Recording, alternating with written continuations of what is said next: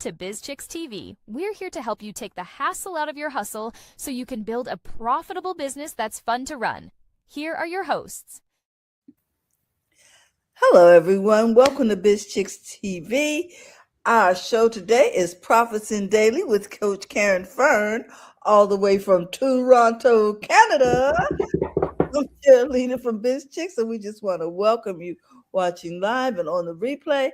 And hey, we are in the part 2 of an exciting series with Coach Karen. So I'm going to let her introduce it and take us away. Coach, tell us more.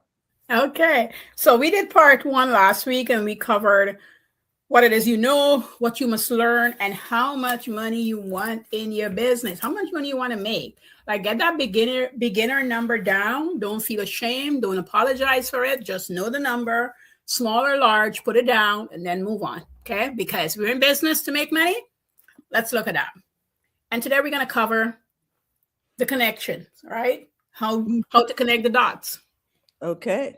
What are your exact next steps? What kind of software are you using? Do you want to keep it? Do you want to let it go? Do you want to learn about it? Like, you need to know these things. And these are the boring behind the scenes where nobody want to talk about and don't want to do. Or not because they don't want to do it, but they feel like they're wasting time. Because I know there was a period in my life where I feel like I was wasting time on learning certain things. When I started making planning trips as a really full-blown business, I remember having to learn to use the slicer, and I didn't know how. I cut my hand. I was like, I better go back to a knife. And, you know, I wanted to go back to a knife, but the person who had introduced me to the slicer, they're like, Karen, it's going to change your life. And I was like, what is she talking about? It has slowed me down. And sometimes, most times, you have to slow down to get to where you want to be. And she wasn't lying. And I said to her, you know what, I'm going to do it. And I remember having to call my retailers and say, get to my retailers and say, I am not going to be able to produce for this week.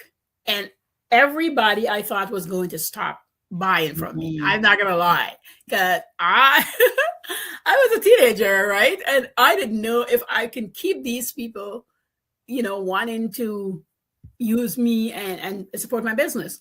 And when the first person said, could it be 4 days? And I said, I will try. And then the second person said, I'm good for a week. We'll make it work. You'll be back, right? And could you check in with us? And we did. I think by the Thursday, I checked in and say Monday for sure, because I was getting the hang of it, but I was still not, I didn't have this rhythm that I wanted, that I had before.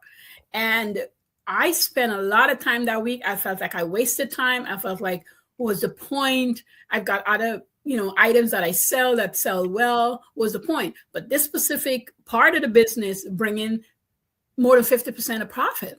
And so I didn't, and I had people line up that give me the raw material as well. So I start thinking about them, and they depend on me every week. I buy gallons of oil. I buy you know, bunches and bunches of planting. There's people who set aside stuff for me.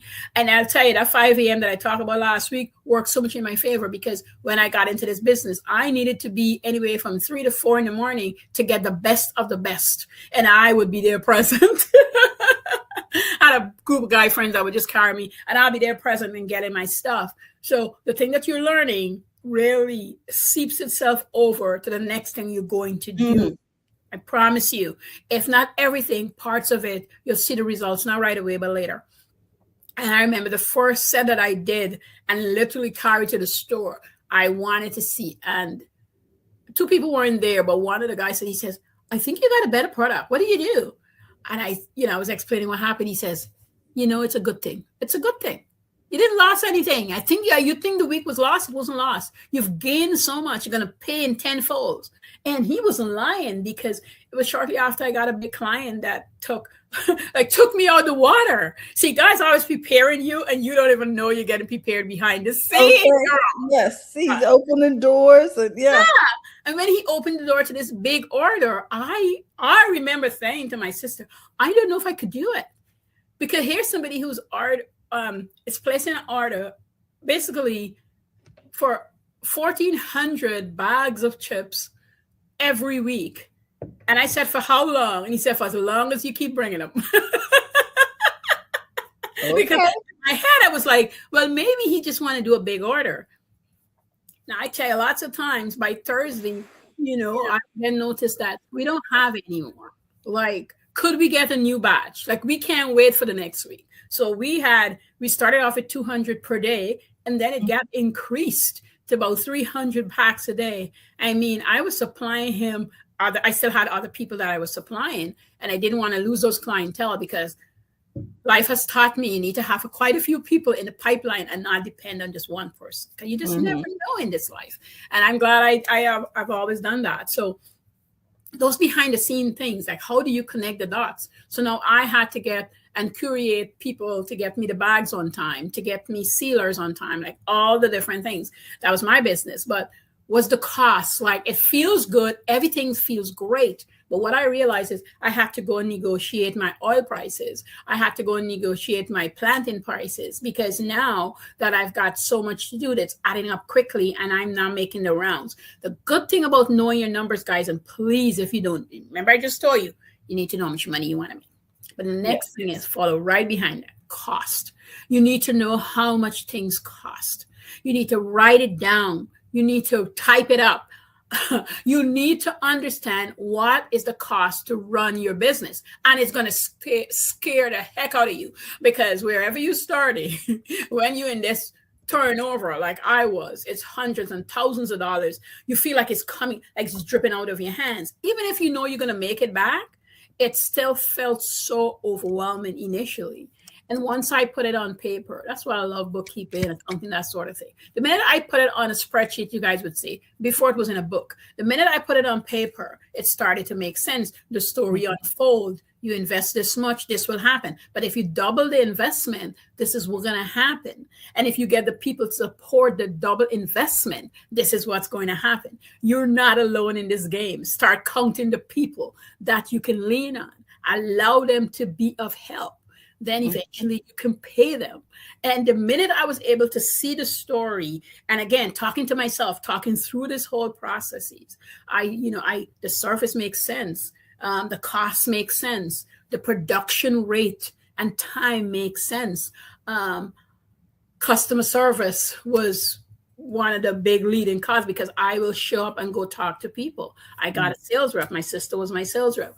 This is where you have to know that this part I had to take away for myself, because she needed to be out there bringing in sales while I do production. I needed friends to lean on and let them know this would be a part-time gig. I mean, people were bringing me people to help, because this was you're going to be paid. You're going to be paid at the end of the week. I also tell my people, like, I am not supplying for you to hold on to this. If your business can't sell as much, when I got to that point, and you can't pay when we bring the product, we can't bring it to you. Like, we're not waiting to be paid. And everybody was like, yes, Karen, that makes sense. Like, we're sold out a lot. So when you got a good product, you're confident about your product, because you do all this behind the scene stuff that I'm talking about. And guys, you got to do it. There's no shortcut to it.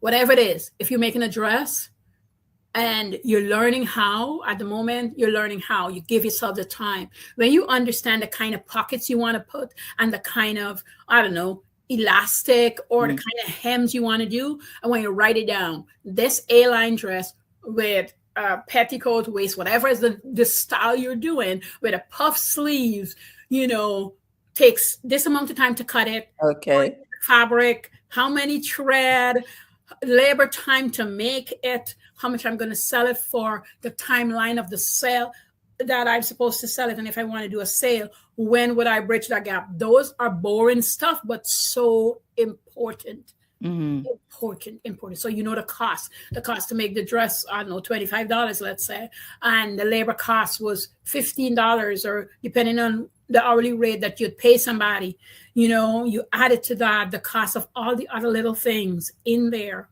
And now I know to make this dress is $65, not $25 anymore, because I have the whole story. So it's $65 to make the dress. So I have to sell the dress for $100 and something.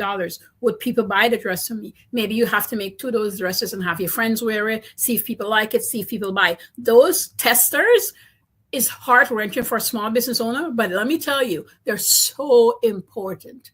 They're so important, because when you're good, when you get to and you understand how much you have to charge, people's going to doubt you and they're going to say to you, you can't sell for that number. But because you know your costs and you've seen the whole story, you're able to stand your ground. You're not wavering and wondering and asking everybody, how much should I charge? No. And guys, I was running this business, and then I had a child at 21, and when I got my son, and I was able to take all that time off because I listened to the story, plan around the story, get the story worker, meaning the people to fill those holes.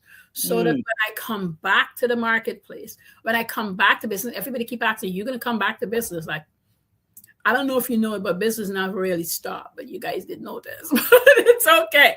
The people didn't notice certain things because a lot of things were still running in the background. And then talking about adding other element, I recognize once I had my son, there was things I was doing for a baby that other mothers need. And that became part of my product line. You know, I started making things that support other mothers because I met people in the hospital. I'm talking to other mothers and they're asking what I'm doing with my child and how am I able to do what I'm doing. And I'm able to say, well, this is what I'm doing. They're like, we'd like to get some of that natural stuff because the stuff in the store is mixed with all kind of stuff. I'm like, I can give you that. I can produce that. Here's the price, because I tell my story from the cost, the service, everything. I'm able to say this pack of things to make the porridge is X amount of dollars. You can tell me I can go to the store and get it for $1. I'm going to still sell it for $5. And I'm telling you, every single day it is sold out. I had to end up getting a mill to do it. I was milling the same plantain. I started making plantain flour. And the same person that helped me with a slicer, my son godmother, she says, Karen, I'm going to find you a miller because you don't have to do this on your own. I was doing it on my own. I was doing everything and milling it on my own. And she says, you're doing a lot. I'm going to find you a miller. I said, it's going to be a very small quantity. She says, you're going to start where you start. Like you start everything. And I got a miller. You know, I could have got a miller as a small business owner. So don't be fooled by thinking you can't. And when the people come in place, they're going to cost you less. Like when I was doing pajamas, you know, I was doing all the sewing and everything. And then a friend of mine helped me find a factory that would do it at cost right here in Canada.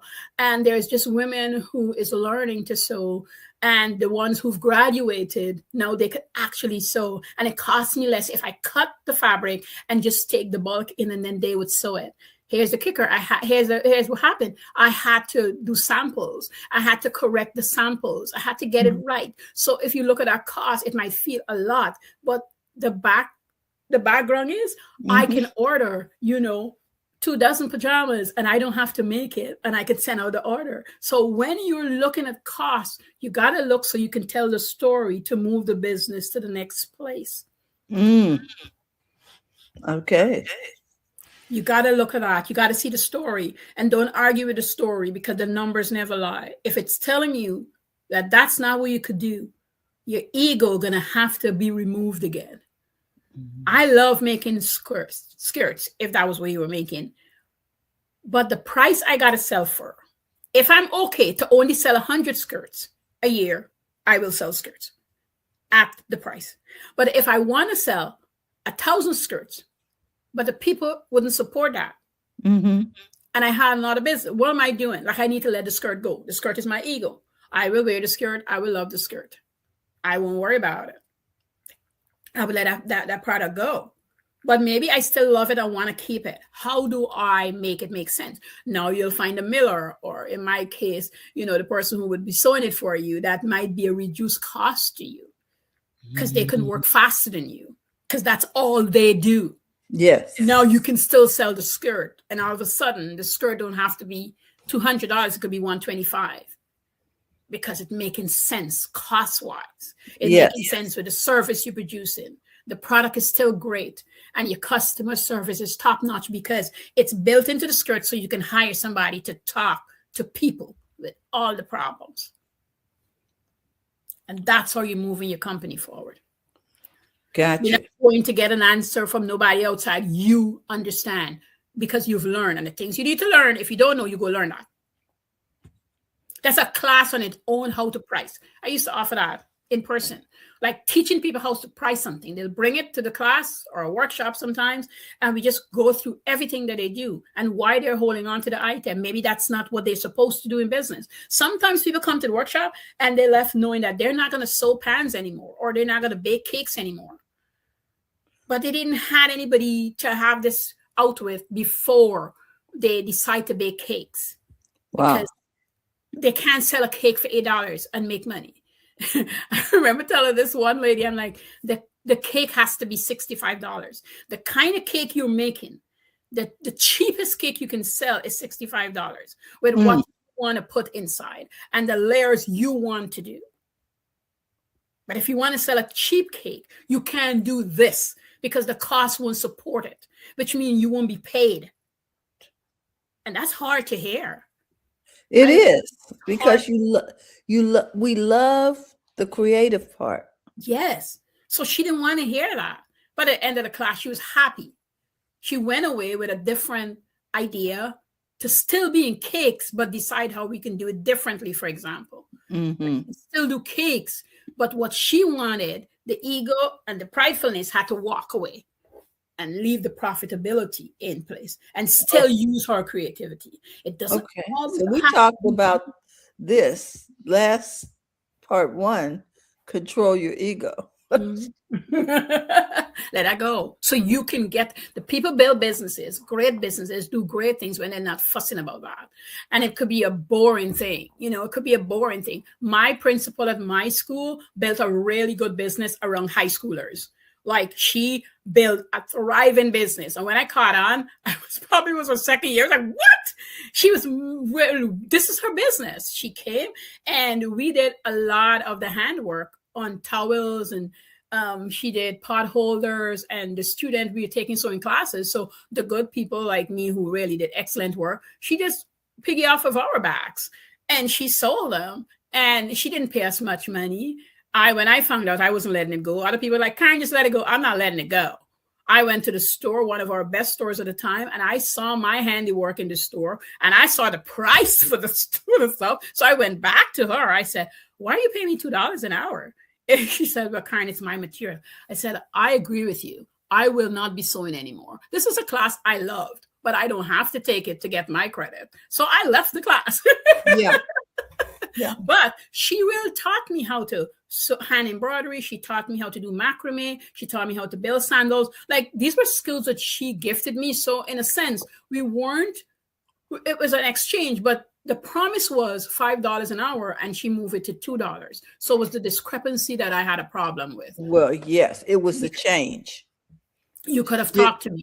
And I told her, I said, you could have spoken to us, but what you did is decided we're kids and you can take advantage. And that's not nice. And so I quit the class, but neither here nor there. You can decide. I'm saying this to you, I was a child and I decided. I was a teenager and I decided. But that's also because I had learned to make money on my own before. So I had understood my value. So sometimes if you're in a place where you don't understand your value, you give it up easily. And you don't know how to have the conversation around it. And you don't know what to do with it. Yes. Once you take control of your gifts and your talents. Yes. Because they seem to have the whole structure together, and you haven't built a structure. Right. So do you trust yourself to be able to do that?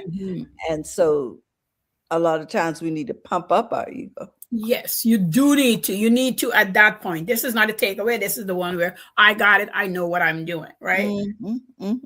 Excuse me. And that leads us right into where we talk about the exact steps. The exact steps is the boring part. It's the builder, it's the founder, it's behind the scenes. You might know the exact step. Let me take that back. You might think you don't know the exact steps, but you do. You're not giving yourself enough credit. You know, when I started my first business, I know to peel the orange, I know to separate them, and I know to get paid. Those were my steps. I knew how to pick up bottles from the road, from my aunt's party, and go and sell the bottles. That's like the first business, if I really think about it, that I did. And I knew when I got there and I feel the rim of the bottle to recycle it, if it didn't have a crack, you got 25 cents. And then the ones with a crack, they'll say, just put it in the corner. And they'll say, well, we don't buy those. So I wait till everybody went away. And I go back to the guy and I said, so what do you do with them? He goes, oh, we just crush them and recycle them. I said, but if we don't bring them, how are you going to crush them? Mhm. So it can't be for nothing. He goes, well, we can give you 10 cents for those. Oh, I collect all my bottles and count them up quickly and get my 10 cents. And I said to the guy, so you would give us money? He goes, yeah, but nobody ever asked. So we just get them for free. See, so So it's you about know, but you don't having think you the know. conversation, isn't it? Mhm. Yes. So you know every step of the way. So now when I took the bottles in, I have a bag with the bottles without any crack and the bags with the bottle with a crack. And I get to the counter and I said, these are the 25 cents bottles and these are the 10 cents bottles. And when it wasn't him and the lady, she says, we don't do that. I said, oh, yes, you do. And if you don't want it, I'll go to the other guy because I'm not giving you my bottles. 25 and 10 cents. And I get paid every time. And think about it.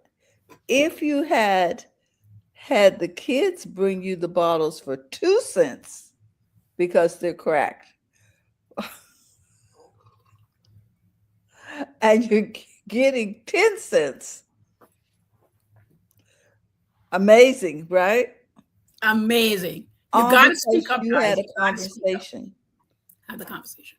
Have the conversation. That's the only way you're going to move your business forward. If you need to cry, go cry. Take a bath, cry. Go lie down for 5 minutes. Go take a half day off work. Do what you need to do, but get it back and do what you got to do. And write those steps down. Whatever are those steps, write them down. And if you're feeling bad, you can write down the feeling bad steps and how you're going to walk yourself out of feeling bad. Maybe that's the practice you need to learn to write steps. How to get out of something. You got to have your steps in place because it's going to help you. It's going to help you in the next phase where he says, what kind of software am I using? Do I like it? Do I want to keep it? Go see why you like it. Go see why you don't like it, depending on where you're landing. And then go follow the step. Again, I love an everyday notebook. You know, I love them because I write a lot of thoughts in there, a lot of things in there. Some things are got steps in there. Sometimes it's just my thoughts. Or I'm like, I'm feeling really sad today because why am I feeling this way? I had this whole monologue going on my iPad. I was writing like, why am I resisting this change, the Pacific thing? Why am I afraid of it? Oh, I'm not afraid. I'm afraid of the change that is going to cause me. Is it going to be painful? I decide it's painful, but is it really painful? If I do it, would I feel pain? Why am I thinking it's pain? Like, where is it drawing from? What were my thoughts around it? But I'm writing all this down for myself. And I'm like, so why am I doing it? What is the resistance? I'm resisting the change because it's a change of events that's going to happen that I don't want to be involved in. But why? I don't want to be involved in it because I like where I am right now. But is it going to grow me? Yes, Karen, it will grow you. Yes, Karen, you're hiding. I literally use my name. Yes, you're hiding from this thing because you feel you did enough already. Well, who says I did enough already? Well, you did. And you don't want to do this other part. But I go down the list, I will drag me out with it. And then I'll go do the thing. And I probably would be annoyed doing the thing. I had an empty bin to clean out to see the kind of, I got some product, some clothes, some fabric that I want to sew for myself. I was like, why am I not emptying the bin?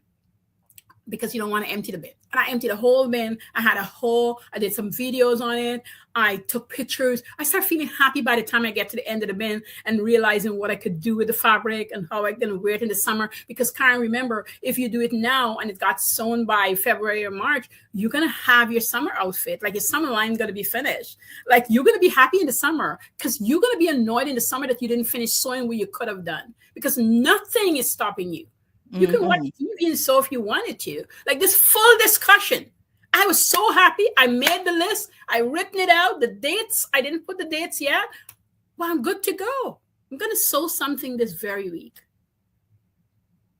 And life is still happening all around me. But because I had it out with Karen. Because I was hiding. I was finding excuses. I was letting the valley of some things that's happening hold me in the valley.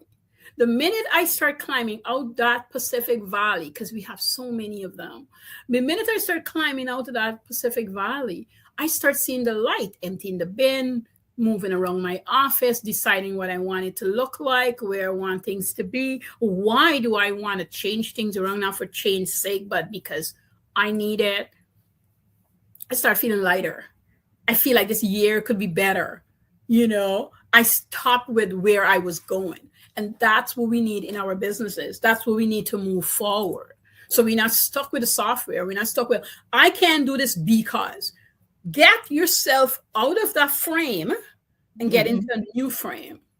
We talk about our future selves a lot. People talk about it at the beginning of the year. Go find out what your future self want, how you want to see the business run. Do you want to be in that business full time? Do you want to be in there part time? Do you eventually want to get a manager? How would he or she able to manage if there was no system, no operating system? Because no matter what's going on, you are the person who created this, and you got to figure out some things before you give it over to technology. You have to.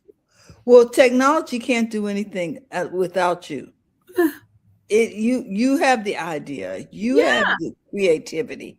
It's just a tool to help you get things done quicker. It's sort of like I don't know, like having a blender instead of mixing everything by hand. You know what I'm saying? But the blender isn't going to do anything. No. Just sitting there. You have to turn it on, put the stuff in, know what you want to put in it. I went to clean for a lady once because none of the girls were available. It was an urgent clean.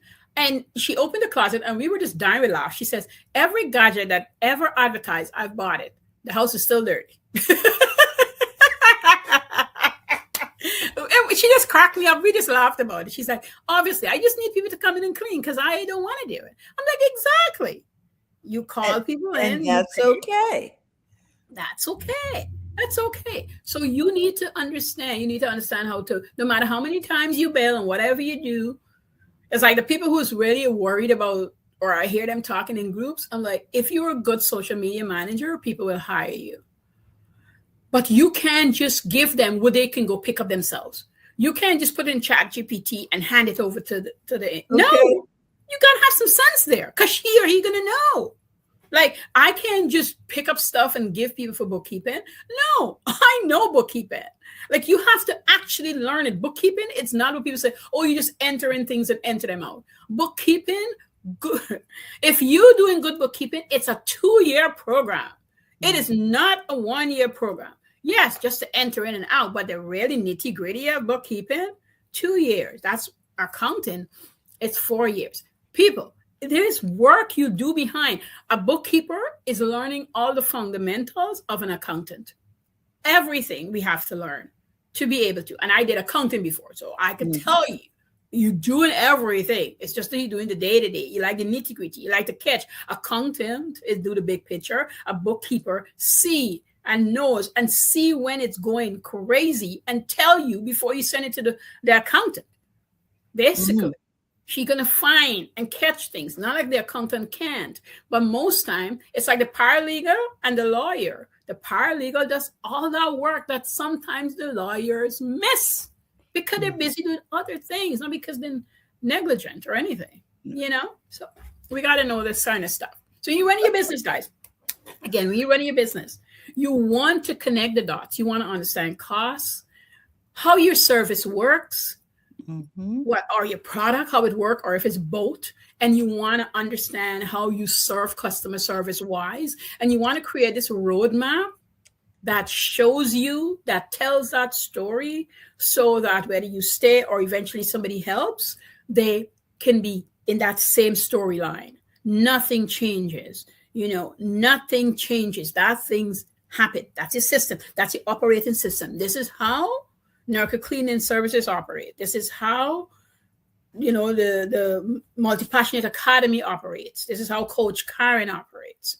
This is how the coaches under her operates, because this is what we believe in. This is what we're doing. You need to know those things. Even my home, I now start I'm building out a home book, which means I talk about maintenance and how you look after your home, the economics of it.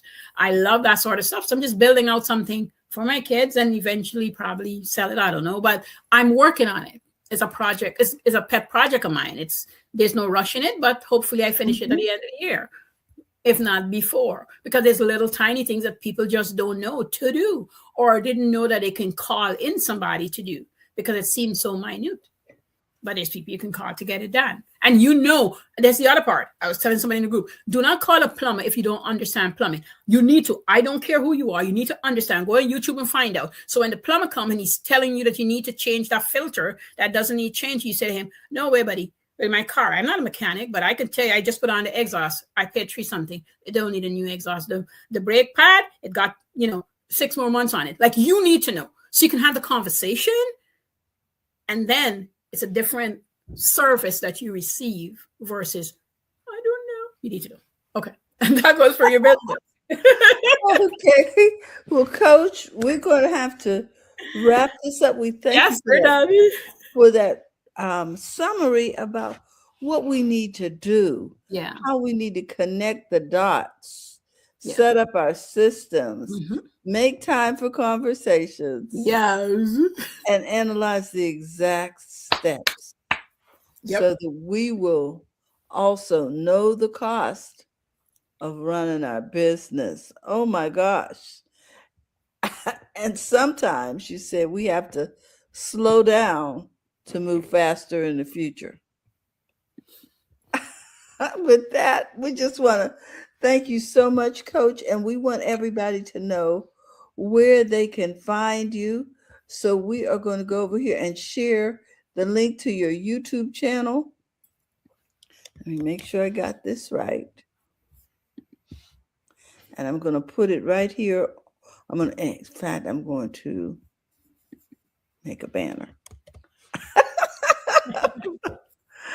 Okay, so that we can show this on the screen. Guys, you can go to Coach Karen's YouTube channel at www.youtube.com at Coach Karen Fern, and that's Karen with a C. Yes. All right. We want you to support our YouTube channel, as well as if you like what we're doing here, we'd love for you to subscribe. Check the box for notifications. We're here Monday through Friday on BizChix talking about how to take the hassle out of your hustle. In addition to that, we want you to know that if you're looking to become a part of BizChix, you can go to bizchix.net, and there you will find us. Also, we have a website there, bizchix.net, or you can go to text biz to 33777. We'd love to share what it is you do and how you serve. So remember, it's good to make money in your business. It is. So go to the front of your own line. Have a great day, and we look forward to bringing more great information to you. Thank you so much, Karen. You're welcome. You just do such a great job. Coach Karen is here for you guys. Don't sleep on it. See you soon. Okay, bye-bye, everyone. Thank you for tuning in today. We trust you've learned something to help you build a more profitable business and take the hassle out of your hustle. See you next time.